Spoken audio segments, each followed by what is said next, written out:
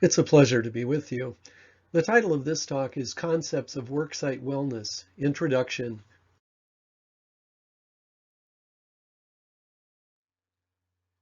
There are no disclosures for this presentation.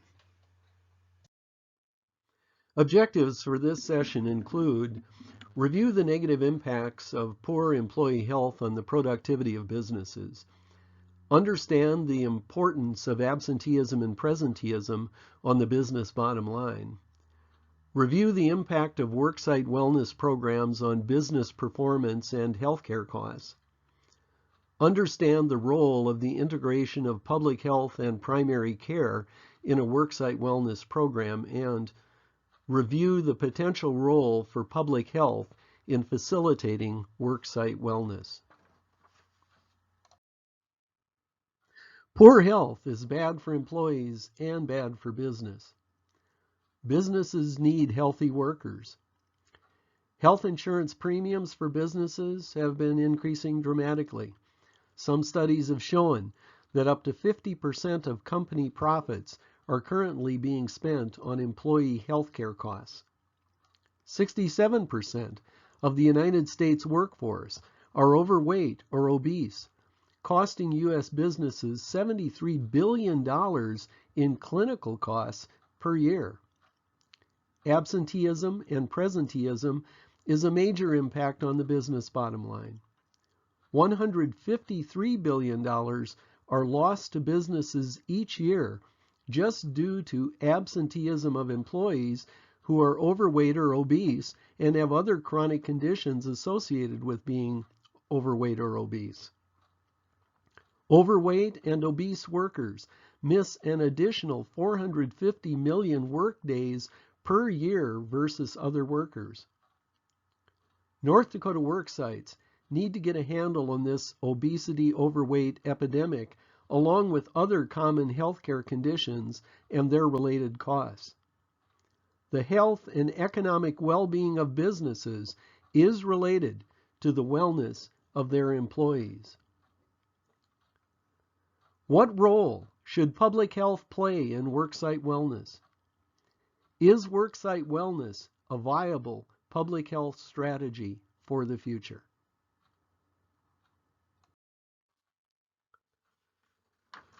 Poor health impacts the bottom line of businesses. These next few slides summarize an article by Lepke published in the Journal of Occupational and Environmental Medicine in 2009.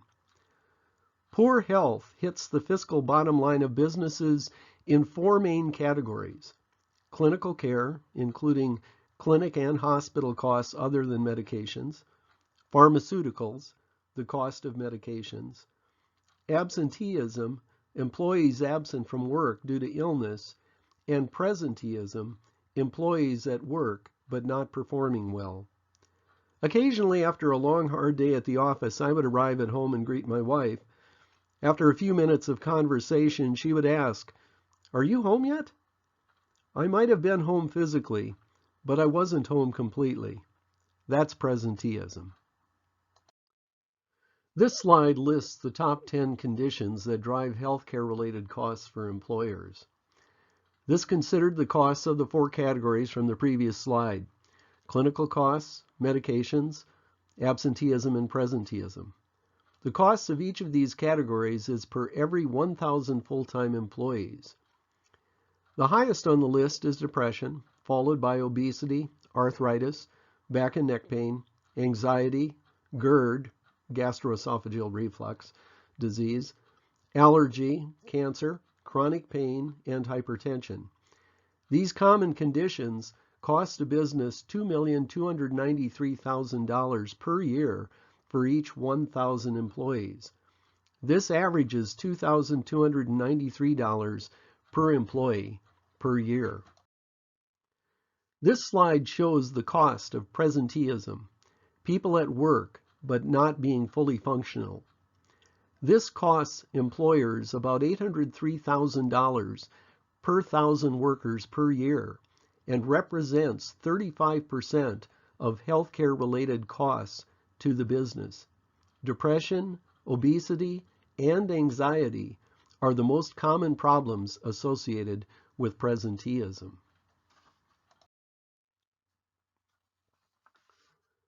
This slide shows the cost of absenteeism, not coming to work due to illness. The cost for absenteeism is $750,000 per 1,000 employees per year, or 33% of yearly healthcare-related costs. Obesity and arthritis are at the top of this list, followed by depression, anxiety, GERD, hypertension, allergy, and back and neck pain. This shows the cost of medications, $182,000 per 1,000 employees per year, or 8% of healthcare-related costs. GERD is the highest in this medication category, followed by arthritis, hypertension, depression, and allergy. This shows clinical costs, $558,000 per 1,000 per year, or 24% of costs. Cancer is the highest in this category of expenses, followed by back and neck pain and other chronic pain. To summarize, presenteeism, 35% of healthcare-related costs. Absenteeism, 33%. Clinical costs, 24%. And medications, 8%. 68% of total costs to businesses per year for health-related expenses are for presenteeism or absenteeism, not the clinical and medication costs at 32%. The goal of comprehensive worksite wellness is to impact all four of these areas, not just clinical and medication costs. This slide lists several helpful concepts for developing a comprehensive worksite wellness program. First, it's important to determine where employees are at utilizing Prochaska's 5 stages of change concept. This answers the question, what are employees' desires to change their various risky behaviors? Those 5 stages include 1. Pre-contemplation, where employees are not greatly interested in a change. 2. Contemplation, where they're thinking about a change. 3. Preparation, where employees are interested in a temporary change, a one-time event. 4. Action, where individuals are interested in and may already be engaged in a regular change of risky behaviors. Action stage activities are generally related to those of less than 6 months duration. And 5, maintenance, where employees are interested in and may already be engaged in long-term changes in risky behavior. The maintenance stage generally relates to changes in behavior of greater than 6 months duration. This information is extremely important for planning a worksite wellness program, informing the types and quantities of program activities to reach all employees. The whole point is to move employees from where they are at to the right side of the chart, where returns on investment, ROI, and significant health and wellness outcomes are realized. Worksite wellness activities fall into 3 categories that relate to Prochaska's stages of change. Awareness activities. These activities focus on employees in the pre-contemplation and contemplation stages of Prochaska. These activities reach 100% of employees. They will get the information whether they want it or not. For example, paycheck stuffers, posters on the entrance door, intercom announcements, required employee meetings, etc. Education and motivation activities aim at those in the middle stages of contemplation, preparation, and action. These activities require that employees do something at least once. For example, visit a gym, attend a healthy cooking class, etc. Intervention activities relate to those in the action and maintenance stages. Intervention activities require regular participation in healthy activities. For example, an accountable exercise group, diet group, etc.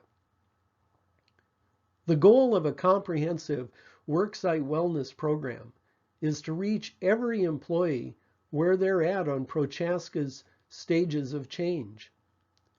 A comprehensive worksite wellness program moves everyone toward intervention activities where the return on investment for businesses is found. Worksite wellness programs that only offer awareness or education and motivation activities will see little, if any, impact on ROI, and as a result, often get discouraged. Evaluation of these activities can be divided into three categories: formative, process, and outcome. Formative evaluations provide information to plan and initiate a program and may consist of various surveys, health risk assessments, and needs assessment data. Process evaluation provides information primarily on program participation that implies that doing a health and wellness activity for a period of time will result in a desired outcome. Process information may come from cost analysis, marketing, behavior change, and program participation data sets. Outcome evaluations provide data on the end result of worksite wellness programs, the true outcomes of better health and wellness, and the impact those health and wellness outcomes have on the worksite's healthcare costs and productivity. Outcome data sources include claims, return on investment, and pre-test and post-test data sets. The big question is, does worksite wellness actually work? The answer is yes, if done appropriately. Let's consider the report from Larry Chapman, published in the journal The Art of Health Promotion from 2005. This was a meta-analysis study of 56 peer-reviewed articles on worksite wellness. A qualifying worksite must have at least 3 of the programs listed on this slide, like smoking prevention and cessation, nutrition, stress management, high blood pressure control, cardiovascular disease prevention, and weight management. Qualifying worksites demonstrated the following outcomes. Absenteeism decreased by 26%. Healthcare costs decreased by 26.1%. Workers' compensation costs decreased by 32%. And there was a benefit cost ratio of $5.81 for every dollar invested. So even with relatively few traditional interventions, worksite wellness, if done appropriately, significantly impacts the bottom line. This is another article from the Journal of Occupational and Environmental Medicine from 2005 by Burton. He looked at productivity loss for employees having a variety of risk factors: smoking, obesity, inadequate exercise, inadequate diet, stress, etc. The baseline productivity loss is 14.7% for those employees that have 0 to 2 risk factors. Productivity loss increases dramatically above the baseline with increasing numbers of health risk factors. With 3 to 4 risk factors, the increase is 6.2% over the baseline, or 42% increase in productivity loss compared to those with 0 to 2 risk factors. With 5 or more risk factors, the increase over the baseline is 12.2%, or an 83% increase in productivity loss compared to those with 0 to 2 risk factors. So the number of risk factors employees have is associated with the productivity of the business. Businesses in North Dakota need to decrease employee risk factors to impact their bottom line. Identifying and reducing risk factors, primary prevention, is the main mission of public health. This may indicate an opportunity for public health in worksite wellness programs. Integration of public health primary care in the private sector for the future is extremely important to improve the health and wellness of people in the United States, according to an Institute of Medicine report in 2012. Sustainability for various public health programs will be critical in the future in the face of decreasing federal grants. Impacting the bottom line of businesses with worksite wellness is sustainable, since it can provide true and significant returns on investment that businesses will pay for. From my perspective, the low-hanging fruit for integration is worksite wellness and school wellness, with worksite wellness likely being the easier of those two. Can you imagine the public health primary prevention impact if all 28,000 businesses in North Dakota had worksite wellness programs integrating public health and primary care? For a few minutes, let's dream about how we can enhance impact on worksite wellness in North Dakota. Traditional risk factor prevention is the focus of our current Blue Cross Blue Shield worksite wellness program in North Dakota. This was started by Healthy North Dakota with the initial training by Cooper Institute for 30 of us in 2004 as corporate worksite wellness promotion directors. The challenge for focusing only on primary prevention is that it takes time, sometimes decades, to see significant returns on investment. The new emerging model for comprehensive worksite wellness marries the primary prevention of public health with primary care. Adding appropriate clinical interventions will likely provide more significant short-term returns on investment. The 4 reasonable primary care interventions in worksite wellness include chronic disease management to mitigate disease complications, case management for complex patients, call a nurse services shown to decrease inappropriate emergency room visits by 15 to 30%, and on-site clinics with mid-levels to decrease time away from work. Johnson & Johnson is a good example of the integration of public health and primary care impacting their bottom line. The Johnson & Johnson Company created a wellness program in 1978 and reorganized the program in 1995 with a mission to encourage employees to accept responsibility or ownership for their health and well-being by providing them and their families with resources and opportunities that would result in healthier lifestyles. To do this, the program focused on the following goals: decrease use of the medical system, decrease absenteeism, decrease injuries, increase morale, and decrease stress.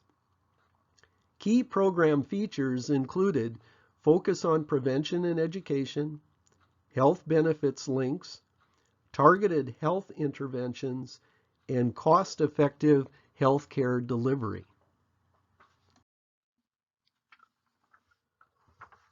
All health and wellness measures together demonstrated a savings of $225 per employee per year, except emergency department costs that actually increased by $10.87 per person.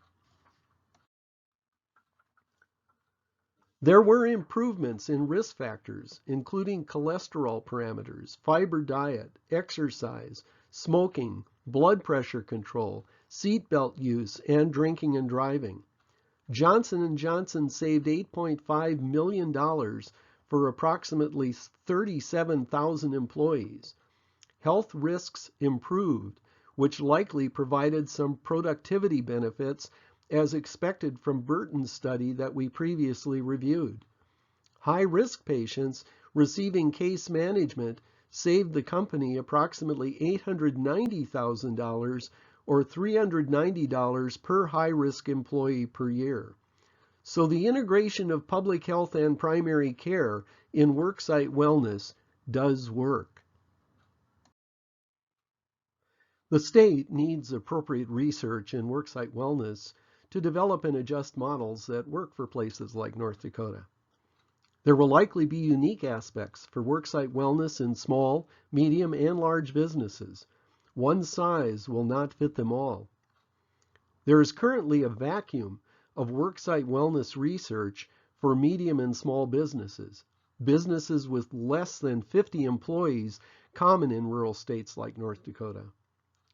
Worksite wellness research is a role for academic institutions like the public health training programs at the University of North Dakota and North Dakota State University.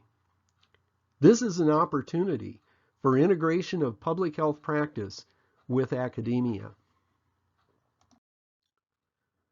Facilitation of how to integrate with the private sector and academic institutions will be key. Someone has to take the lead to make this happen. Public health may be well positioned to do this, locally and at the state level. The main goal of that facilitation would be to enhance the health of the public by integrating public health, primary care, and academia. A main part of that discussion would be to identify a sustainable business plan, not dependent on external grants or funding. The facilitation approach will likely need to be different, more like true community engagement versus coercion. Public health often approaches partners with a plan already in hand and try to sell that plan to other stakeholders, more like coercion than engagement. Grants often demand this coercion approach with rigid guidance and timelines. A different facilitation approach may be more effective. Let the private sector identify their priorities. These are the things the private sector will invest time and resources in. Public health would then support those priorities as possible. This approach can also be labeled as empowerment or engagement. This slide lists a potential process. Start with initial meetings of senior leadership of healthcare systems and public health. There should be no predetermined outcomes stated. The private medical systems choose programs, priorities, and direction of the worksite wellness effort. They will determine even if there will be an effort. This is true community engagement approach, fostering private sector ownership of the problems and solutions. Resist public or grant funding and seek instead a sustainable business plan. These plans can either fail or succeed. Hopefully, failures will result in assessments, adaptation, and improvements. There is no requirement to succeed. This slide lists some initial considerations from discussions between public health and healthcare leadership in 2015 and 2016. The private sector was looking for new business models as they planned to move from fee-for-service and disease toward outcome reimbursement. A focus on worksite wellness seems to be the low-hanging fruit for the integration of public health and primary care to impact health and wellness outcomes, potentially influencing the adults of most families in North Dakota. Eventually, the program should expand to school wellness, though this would be more challenging. Targeted diseases and risk factors identified by healthcare systems included cardiovascular disease, hypertension, diabetes, cancer screening, and behavioral health.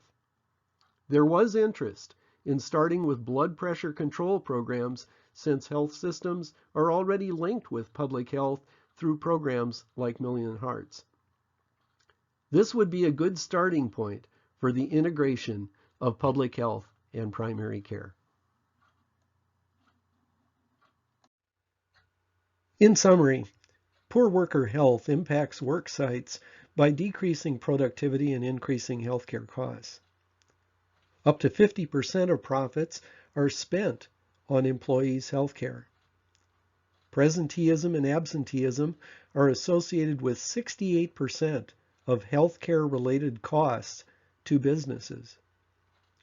Worksite wellness programs do impact the bottom line of businesses if designed appropriately.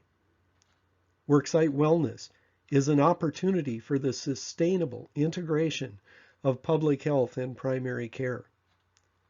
Public health is well positioned to facilitate comprehensive worksite wellness. Take your public health practice skills to the next level. Our specialized certificate courses give you an opportunity to work systematically through a public health topic and demonstrate your understanding of that material in a capstone project. Learn more and sign up at ndphtn.com/certificates.